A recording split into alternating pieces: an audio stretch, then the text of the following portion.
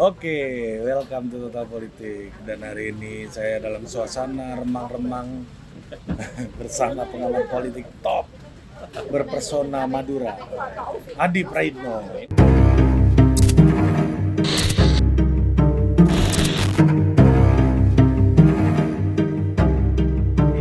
Ini batik-batik Madura, bro. Batik Madura ini top memang. Habis acara tadi, Nah, bersama Babang sumber keributan, Zulfan Lindan. langsung diculik Ari bikin konten katanya. Memang Bang Zulfan itu bocah tua nakal ya. Bikin konten yang anti mainstream. Bukan di ruangan tapi cari di pinggir jalan yang asik. Iya, dan Bang, banyak orang bilang jangan percaya survei bayaran. Nah, menurut lu survei bayaran ini kayak apa sih Bang? Ada nggak survei yang nggak dibayar? Ya, kalau mau jujur sebenarnya survei itu ya high cost. Karena survei itu tentunya membutuhkan dana yang tidak sedikit. Karena jumlah sampel dan responden yang harus diwawancara kan adalah pemilih yang terdistribusi di 34 provinsi. Ya. Itu bohong kalau tidak pakai logistik. Kan tidak ada persoalan pakai logistik, pakai dana oleh siapapun. Yang paling penting adalah menjaga dedikasi bahwa data-data yang dilahirkan dari survei itu tidak bisa diintervensi oleh siapapun, termasuk oleh mereka yang membayar ataupun minta tolong. Kan pada prinsipnya survei ini kan alat bantu kepada orang atau siapapun yang ingin tahu secara persepsi publik soal isu-isu apapun, isu politik, isu ekonomi, isu hukum, dan seterusnya. Dan ingat, survei itu bukan hanya soal politik loh. Bahkan isu-isu tentang lingkungan juga banyak yang based on survei. Banyak juga isu-isu yang terkait dengan HAM, lembaga-lembaga negara, lembaga pemerintah juga based on survei. Tapi kan nggak berpengaruh langsung terhadap preferensi orang yang kayak gitu. Ya karena prinsipnya begini, kalau memang survei itu gampang diakal-akalin, gampang dibayar, pertanyaannya adalah kenapa masih begitu banyak orang ataupun lembaga-lembaga tertentu yang percaya kepada lembaga survei untuk dipakai jasanya. Logikanya kalau memang lembaga survei ini ngibul dan abal-abal, mestinya tidak ada orang yang menggunakan jasa survei. Kenapa survei dipakai? Karena dianggap kredibel, bisa make sense dengan keinginan-keinginan dan situasi yang sedang berkembang Pak Ari. Itu yang pertama. Makanya saya bilang survei itu high cost, bohong kalau tidak pakai dana ya. Yang kedua, ya high knowledge. Jadi survei itu butuh pengetahuan tingkat tinggi. Survei itu ada sekolahnya. Kalau di kampus saya misalnya ada 1-2 semester itu untuk bicara tentang political behavior dan voting behavior. Itu nggak gampang. Jadi orang yang punya lembaga survei itu tidak ujuk-ujuk bangun tidur kemudian survei menghasilkan data-data, tidak. Pertama memang harus ada yang ngerti tentang metodologi, harus ada yang paham statistik, dan tentu saja orang-orang ini tidak didapatkan dari ruang hampa. Ada sekolahnya yang cukup disiplin, yang kemudian membuat mereka ini paham betul apa itu survei. Jadi kalau ada tuduhan-tuduhan survei itu berbayar, ya mungkin itu adalah sebagai bentuk nyinyir dan mereka tidak tahu survei itu semacam apa. Tapi yang paling penting ya survei pakai dana. Nggak mungkin pakai lillahi ta'ala. Karena kan berkunjung ke berbagai daerah, mewawancara responden yang terdistribusi secara merata di 34 provinsi, itu butuh logistik Pak. Ada transportasi gitu ya, ada merchandise yang diberikan oleh mereka, dan begitu banyak masyarakat yang menikmati merchandise yang diberikan oleh teman-teman lembaga survei. Ada kaos gitu ya, mungkin ada mug, ada pensil, ada apa lagi, hal-hal yang sifatnya atributif yang jumlahnya sebenarnya tidak terlampau mewah. Tapi itu sebagai bentuk bahwa lembaga survei betul adanya melakukan kerja-kerja penelitian menjangkau mereka. Tapi memang kita tidak bisa menutup mata. Banyak lembaga survei itu yang seakan-akan lembaga survei tapi tidak melakukan survei. Ngaku-ngaku survei, melakukan survei. Ditanya struktur kepengurusannya nggak ada, SK Kemenkumhamnya tidak ada, kantornya tidak ada, dan tidak tergabung dalam asosiasi-asosiasi lembaga survei. Saya kira survei-survei yang kredibel, yang memang mempertaruhkan hidup dan matinya untuk survei, dedikasinya ada di survei, tentu mereka tidak bisa diintervensi oleh siapapun. Secara struktur keorganisasian, secara struktur keilmuan, mereka pasti solid. Ya, ada ahli statistik gitu ya, ada ahli-ahli yang paham tentang metodologi, ada ahli yang bisa bagaimana mencari sampling yang cukup proporsional dan seterusnya dan seterusnya. Tapi seringkali survei-survei yang kredibel begini direcoki oleh lembaga-lembaga survei yang menurut saya tidak bisa dipertanggungjawabkan. Belakangan misalnya begitu banyak lembaga survei yang dirilis, pertanyaannya adalah apa betul mereka melakukan penelitian? Karena bahan penelitiannya tidak bisa diakses, tidak Tapi bisa di-share. kalau bergabung di Persepi pasti bisa diaudit kan? Oh iya, kalau di Persepi biasanya teman-teman sebelum melakukan rilis mereka sudah mengasih info. Menginfokan akan ada rilis sehari 2 hari. Setelah itu pasca rilis biasanya anggota Persepi itu mengeluarkan data-data hari rilisnya, didistribusikan ke grup dan kemudian didiskusikan secara ramai-ramai. Belakangan ini misalnya ada lembaga survei yang kemudian misalnya agak berbeda dari survei-survei sebelumnya. Anies Baswedan unggul dari Ganjar Pranowo, unggulnya 1%. SMRC ya itu ya? Bukan apa gitu, Foxpol kalau nggak keliru. Kalau SMRC tidak, SMRC Ganjar masih teratas. masih di atas. Kemudian teman-teman indikator selisih antara Ganjar dengan Anies tipis. Tapi ada satu lembaga survei Foxpol yang masuk Persepi memenangkan Anies Baswedan. Si Pangi nih Pangi. Iya, Mas Pangi. Di metodologi dan segala macamnya di-share, kemudian didiskusikan. Ternyata baru terbuka, misalnya sampel yang diambil oleh Foxpol itu adalah sampel yang berbasiskan pemilih yang ada pada pemilu 2019. Itu artinya pemilih-pemilih pemula yang jumlahnya 7-8% itu tidak tercover dalam survei, kan begitu. Misalnya juga kalau pemilih yang ada di TPS 2019 sangat mungkin 50% dari pemilih yang 2019 di TPS itu dia sudah hijrah. Karena banyak orang milih di TPS tertentu sebenarnya tidak domisili di situ. Cuman karena dia KTP-nya kebetulan bikin di situ, maka nyoblosnya di situ. Nah, tadi baru ketahuan ternyata samplingnya adalah pemilih di TPS 2019. dia mengikuti apa istilahnya tuh longitudinal survey ya berarti ya. Mungkin Serial aspek waktunya berbeda-beda. Betul. Artinya apa? Ketika ada survei yang berbeda dengan survei yang lainnya, kalau di Persepi pasti ditanyakan tentang sampling, tentang metodologi dan seterusnya, dan terbuka semuanya. Karena nanti akan kelihatan ya siapa yang memenangkan siapa di surveinya. Oh misalnya ini bias perguruan tingginya lebih besar, ini bias sampelnya itu lebih banyak orang Jawanya. Oh ini bias sampelnya lebih banyak non Jawanya. Ini bias sampelnya terlampau banyak pemilih Islamnya dan seterusnya dan seterusnya. Dan itu sah-sah aja kan, tapi yang penting biasnya itu dijelaskan. Betul, yang paling penting ada keterbukaan metodologi dan sampel. Persoalan hasilnya beda tidak ada persoalan.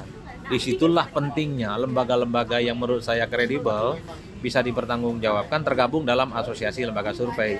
Salah satunya Persepi, sehingga perbedaan-perbedaan pendapat yang ada di survei itu bisa diskusikan secara akademik, secara ilmiah dan tidak caci mencaci. Ketika ada teman kita mensurvei Anies menang, tidak dicaci maki, cuma dipertanyakan metodologinya seperti apa. Ketika ada survei-survei yang lain, teman-teman misalnya memenangkan Ganjar dan seterusnya, juga dijelaskan metodologinya apa kalau ada yang bertanya. Yang kedua yang itu paling yang penting, sesuai jumhurnya itu ya. iya, itu mazhab politik itu. Tapi kan banyak juga lembaga-lembaga survei ini kan ngaku-ngaku survei, tapi bahan surveinya nggak ada. Untuk minta klarifikasi dan pertanggungjawabannya secara akademik seperti metodologi juga nggak bisa. Nah ini juga penting buat teman-teman media, bahwa mengutip teman-teman survei ya minimal berdasarkan data-data survei yang dibagi ya, bukan didasarkan pada omongan-omongan di medsos ataupun YouTube yang mengklaim mengatasnamakan survei tapi sebenarnya tidak ada bahan surveinya. Ya itu yang paling penting. Yang kedua, Mas Bro Ari, harus dipahami dalam konteks demokrasi elektoral kita, survei itu adalah bagian dari partisipasi politik. Itu diatur kok dalam undang-undang pemilu, itu juga diatur dalam undang-undang pilkada. Ada ya? Ada. Jadi siapapun yang mau ikut terlibat dalam partisipasi politik, misalnya survei, quick counts, kemudian exit poll, pertama dia harus daftar ke KPU, Pak. Jadi orang yang pengumuman survei itu harus daftar ke KPU. Nanti KPU memverifikasi tentang metodologi, tentang sumber dana dan seterusnya. Jadi terverifikasi. Tidak abal-abal kan gitu. Yang abal-abal kan ada juga. Nah, kalau yang abal-abal pasti nggak bisa masuk ke KPU karena KPU nanya data administratifnya, kantornya di mana, pengurusnya siapa, NPWP-nya seperti apa, SK Menkumhamnya seperti apa. Jadi ketat prosedurnya. Yang paling penting nanti kalau ada publik yang merasa tidak terima, merasa dirugikan oleh hasil survei, bisa laporkan ke KPU. Nanti KPU akan membentuk Dewan Etik namanya. Dewan Etik itu terdiri dari para dewa-dewa survei, ada unsur KPU dan Bawaslu, dan mereka akan mengadili lembaga survei yang dianggap merugikan itu, Pak. Jadi ada mekanismenya. Rakyat harus tahu ini.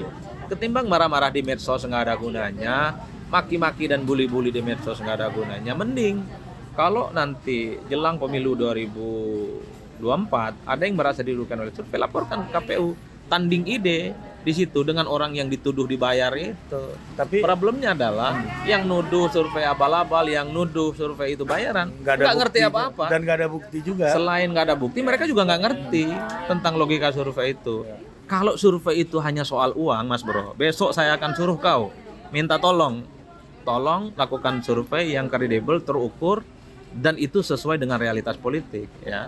Tapi kalau kau ngibul-ngibul ya siap-siap kita pancung gitu loh, Pak. Tapi nambah-nambah dalam margin of error masih ada lah praktek-praktek. Oh iya, yang paling penting itu survei itu bukan suara Tuhan. Ya, Bukannya suara rakyat, suara Tuhan. ya betul, tapi maksud saya adalah survei itu mentoleransi kesalahan yang disebut dengan margin of error. Bukan margin error, Pak. Iya, margin of error. Margin of error itu adalah tingkat kesalahan yang bisa ditoleransi. Itu disurvei. Oh, dinaikin dikit tuh masih oke lah ya. Iya, artinya apa?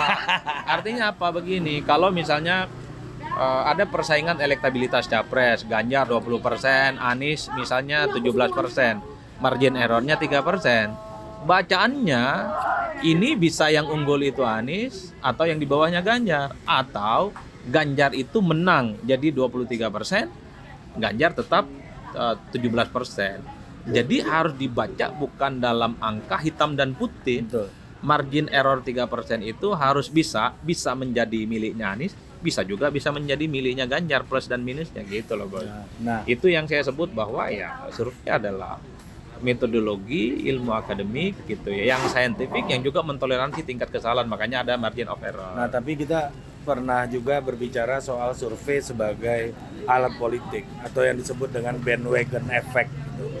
Nah, ada di kejadian 2014 ada tuduhan misalnya Bu Mega di fait accompli menggunakan hasil-hasil survei yang menunjukkan angkanya Pak Jokowi tinggi sehingga itu mempengaruhi keputusan Bu Mega untuk memberikan rekom.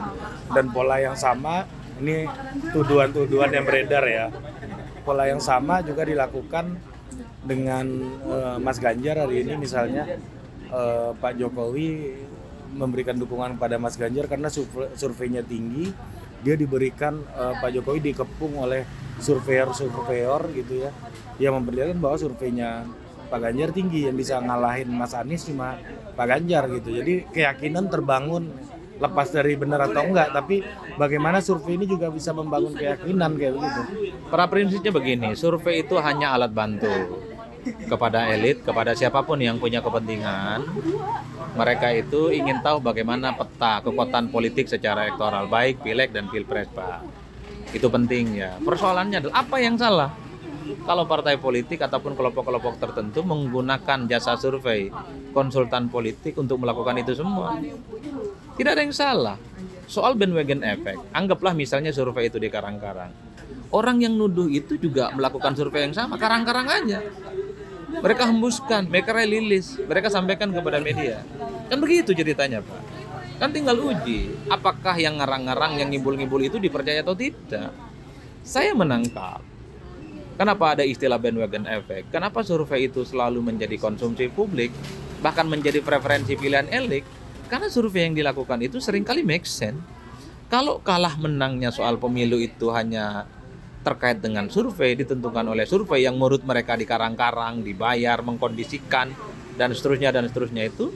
Nah, saya imbau itu kepada mereka yang menuduh, udah, kau bikin aja lembaga survei kau Karang-Karang itu. Kau ngomong tiap hari punya survei, kau ngomong tiap hari survei kau itu mendukung dan memenangkan jagoanmu, selesai. Iya kan? Problemnya orang cuma bisa mencaci maki dan tidak bisa melakukan hal yang sama.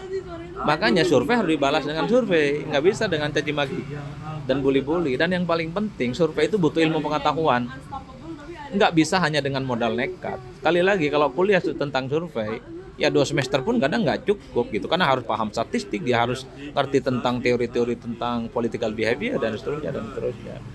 Makanya saya dalam berbagai kesempatan selalu mengatakan bahwa survei itu tidak mungkin dipercaya oleh para elit ya. Bagi siapapun yang punya kepentingan, kalau memang surveinya nggak ada gunanya, Pak. Maksudnya gimana survei yang nggak ada guna itu maksudnya? Ya nggak ada gunanya, misalnya surveinya ngibul-ngibul, ngaku-ngaku survei, tapi surveinya ngaco. Ya bilang jagoannya menang 100%, tapi realitasnya 0%. Itu kan ngibul-ngibul namanya.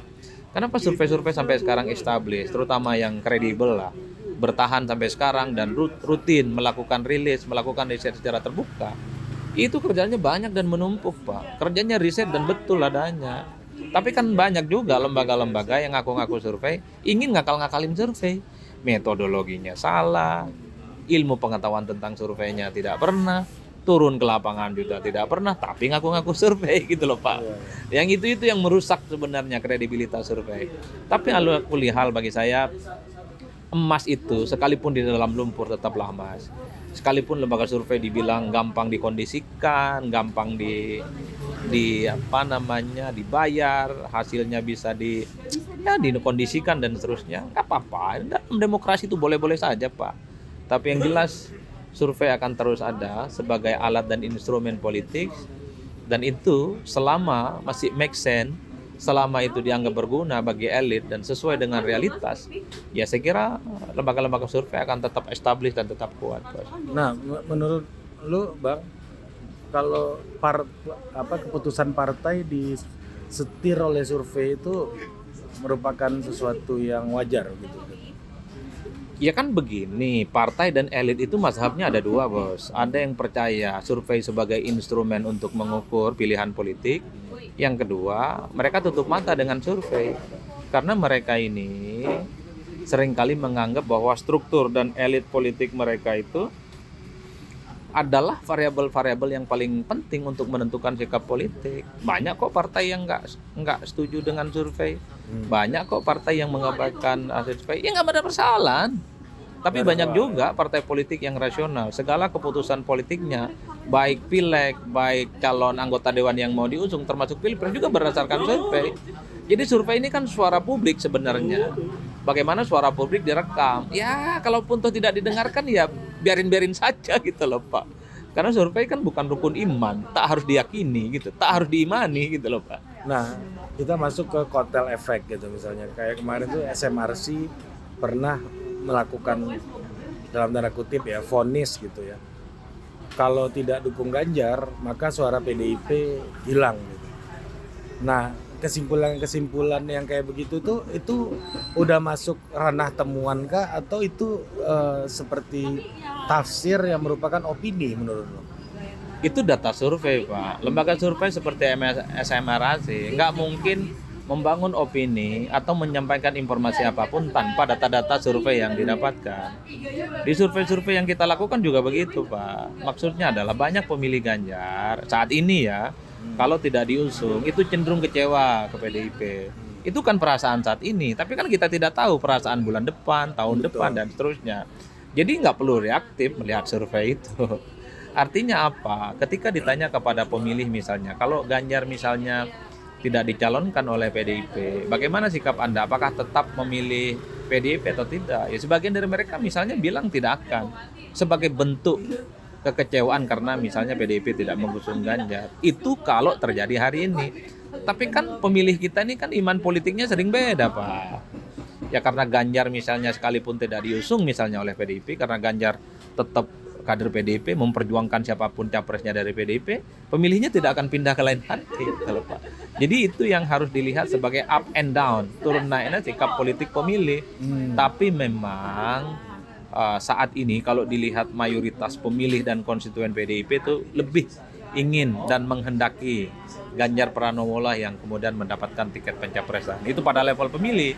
Tapi pada level elit ya semua orang tahu Mbak Puan lah yang kemudian yang dianggap layak untuk bisa diusung maju di Pilpres untuk mendapatkan tiket pencapresan. Jadi sekali lagi tergantung elit, percaya survei boleh, tidak percaya survei juga tidak boleh. Tidak ada paksaan dalam hal itu. Itu tadi, setahu saya banyak kok partai politik yang nggak percaya pada variabel survei, tapi banyak juga yang menggunakan survei. Ya, intinya tergantung siapa elitnya dan siapa partai politiknya. Kalau memang survei itu dianggap abal-abal, survei itu dianggap sangat mudah, bisa dikarang-karang hasilnya, ya sudah nggak usah percaya. Ngapain? Kalau bisa ya bikinlah survei tandingan, kau karang-karang, ya. Tapi mengfit Kau rekayasa accompli gitu. dengan cara itu gimana menurut lo? Seperti apa tuh? Ya dianggap PDI akan kehilangan pemilih segala macam. Itu bukan peta konflik, tapi warning. Warning.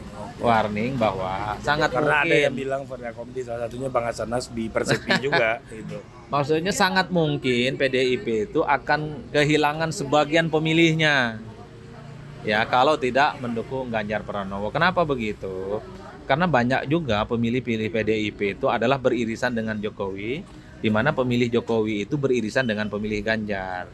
Jadi itu yang kemudian bisa menjelaskan bahwa dari 19, sekian persen hasil pileg PDIP itu sebagian kontribusinya ada pemilihnya Jokowi yang saat ini juga migrasi ke Ganjar Pranowo. Misalnya 4%, 5% pemilih Jokowi yang bisa menambah suara PDIP 2019 yang lalu.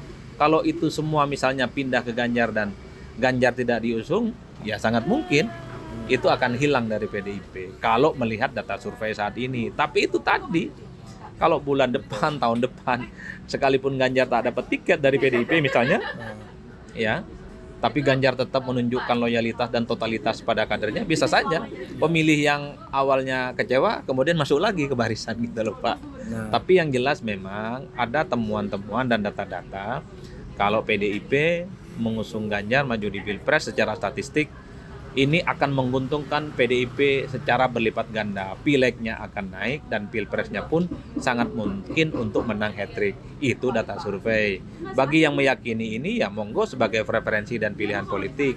Tapi bagi yang tidak menyukai ini ya nggak ada masalah. Kan tidak harus diimani survei itu Pak. tapi gini juga, kan ada satu sisi orang menganggap itu fait accompli, tapi di sisi yang lain responnya seperti apa bagi PDIP ini dalam konteks ini menyikapi hasil survei ini gitu. Kalau misalnya seandainya apakah ya kan pilihannya antara dua nih gitu kan, harus ngikut dengan hasil survei agar mengambil keputusan rasional atau tetap mengusung Puan dengan syarat A B C D E F G gitu misalnya, atau marah-marah ada 3 tuh. Enggak, saya kira kalau memang hasil-hasil survei itu dianggap sebagai peta konflik ya. Bagi saya PDIP punya instrumen dan punya alat lain. Mereka adalah partai kader yang terstruktur secara masif dari pusat hingga daerah, RT RW Pak. Mereka punya dan bekerja kader-kadernya. Kan tinggal tanya kepada mereka apakah bahwa betul hasil survei itu menunjukkan misalnya sebagian pemilih PDIP akan hilang kalau tidak dukung Ganjar. Atau jangan-jangan PDIP baik-baik saja, kan tinggal ditanya ke kadernya. Iya. Kalau memang kader PDIP bekerja secara masif, terkonsolidasi dengan baik, tentu akan ada informasi yang dapat diserap di dalam. Misalnya kader-kader PDIP, bilang itu tidak ada ngaruhnya. Ya monggo, itu dijadikan sebagai variabel dan preferensi pilihan politik. Karena yang kita tahu PDIP itu adalah partai kader, ya, dan mereka punya struktur yang cukup solid, dan tinggal tanya kepada struktur-strukturnya yang solid dari ranting-ranting hingga pusat, kira-kira kalau urusan capres siapa yang layak untuk diusung dan lebih mudah untuk memenangkan pertarungan sebagai logika pembanding dari survei-survei opini publik, kan begitu ceritanya Pak. Nah ini lagi-lagi nih gue bertanya soal kotel efek nih, ini terakhir nih Bang Adi. Lo udah dipanggil-panggil sama tempat lain nih kan. Nah menurut lo apa iya pilihan capres itu menentukan pilihan partai? Kan misalnya kayak di 2014 ada namanya Jokowi Efek, yang mana Jokowi Efek ini kalau kita lihat pasti lebih gede daripada Ganjar Efek hari ini. Ya. Nah ternyata Jokowi Efek itu cuma menaikkan suara PDIP dari 15 sampai sekitar 19%. Ya. Nah apa iya Ganjar Efek itu akan berpengaruh lebih signifikan ketimbang Jokowi efek di 2014? Ya ada, kalau dari data-data statistik yang kita miliki, kalau PDIP mengusung Ganjar akan mendapatkan dua keuntungan sekaligus. Suara pileknya akan naik secara signifikan. Yang sekarang misalnya 19, sekian persen naik bisa 23 ataupun 24. Itu data hari ini. Ya, tapi sebaliknya kalau tidak usung Ganjar misalnya sebagian pemilih PDIP akan hilang. Bukan mayoritas ya, bukan banyak ya, tapi sebagian. Mereka adalah loyalis Ganjar yang terafiliasi sebagai pemilihnya Jokowi. Jadi bagi saya sekalipun PDIP berkurang, tidak mungkin terjadi tsunami lah terhadap. Iya, tidak akan terjadi tsunami karena PDIP itu punya loyal voter, punya strong voter ya di kisaran angka 12%, Pak. 12%. Iya. Iya, artinya apa? PDIP ini partai yang cukup kuat dan solid ya karena mereka adalah penguasa 2 periode ya dan sudah teruji mengikuti dan melewati masa-masa sulit yang sudah dijalani. Itu saja. Nah, kotel efek yang sebenarnya itu terjadi pada SBY 2009 dari Demokrat yang ya tidak terlampau signifikan, tapi bagi saya itu naik secara signifikan, bahkan 300% tingkat elektabilitasnya, Pak.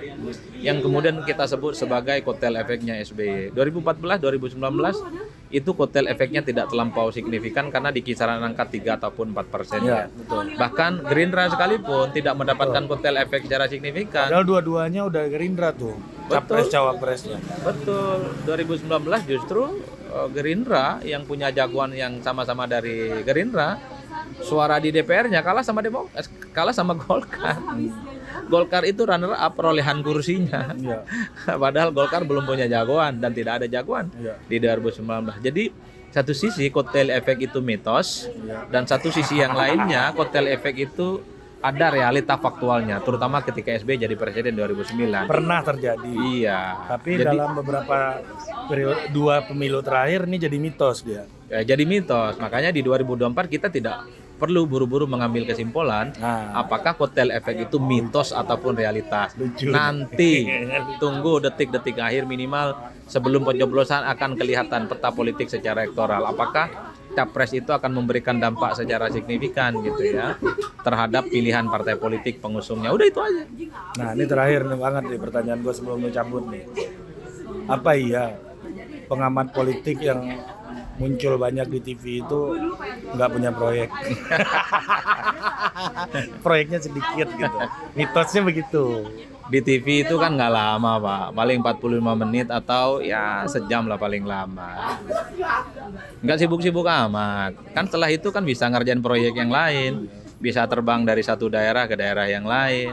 Kan sekarang serba cepat, Pak. Pulang ke Jawa bisa naik apa saja. Kalau tak kebagian tiket pesawat bisa pulang bawa mobil, jam 12 malam subuh sudah ada di Surabaya. Sangat gampang kok dengan kecanggihan sekarang. Tapi yang jelas ya di TV itu nggak lama-lama. Di jalan juga paling sejam setengah. Kalau dikalkulasi habis di jalan, habis di TV paling 2 jam setengah. Kan pertanyaannya juga orang yang nggak masuk TV juga jangan-jangan juga nggak ada yang dikerjain. Masalah tenaga aja ya. Iya, kan serba gampang. Kalau capek bawa mobil sendiri tinggal bawa adik, keluarga, dan sopir kan ke studio. Bisa sambil baca, sambil nulis, sambil bikin jurnal. Gila, atau kalaupun capek ya sudah naik gokar yang online gitu. Jadi di jalan juga bisa produktif kok. Di TV kan juga nggak lama-lama amat. Jangan merasa paling sibuk seperti presiden lah gitu. Hanya presiden yang seakan-akan tidak punya waktu untuk hal-hal yang remeh-temeh. Lah kita rakyat biasa apa sih sibuknya? Kayaknya proyeknya 24 jam nggak bisa dijeda gitu loh, Pak. Dan masuk TV itu kan nggak tiap hari. Lu nggak tiap hari sih, lu 3 kali sehari lu. Ya kan ada yang by Zoom, ada yang kemudian hadir. Kalau kita ke TV misalnya jarak tempuhnya 2 jam. Di jam itu bisa separuh buku udah kita lahap, Pak. Pulang-pulangnya udah bisa jadi tulisan kan begitu. Produktif juga hidup.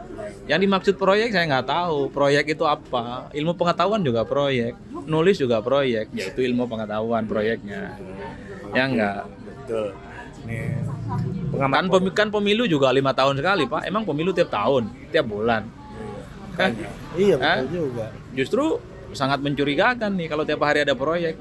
Proyeknya dari siapa? Oligarki. Kalau kita kan proyeknya dari Allah Subhanahu wa taala lah. Gila, ini Adi Prayitno. pengamat politik paling banyak masuk TV. Ternyata proyeknya juga banyak. Amin, amin ya rabbal alamin. Rabbana atina fid dunya hasanah wa fil akhirati hasanah wa qina adzabannar. Amin. Sampai jumpa lagi di Total Politik berikutnya. Thank you banget.